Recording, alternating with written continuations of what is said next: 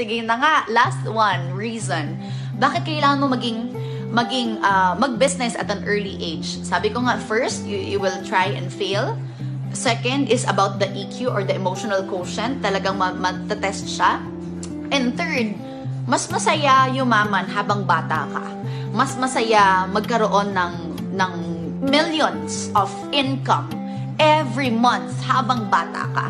Kasi mas marami kang magagawa sa buhay mo. Mas marami kang ma-enjoy sa buhay mo. And naniniwala ako na kapag meron kang money, marami kang taong mai-inspire. And that's the best outreach, sabi nga sa isang book na nabasa ko, that you can give to a person or to the world is for you to make your life better.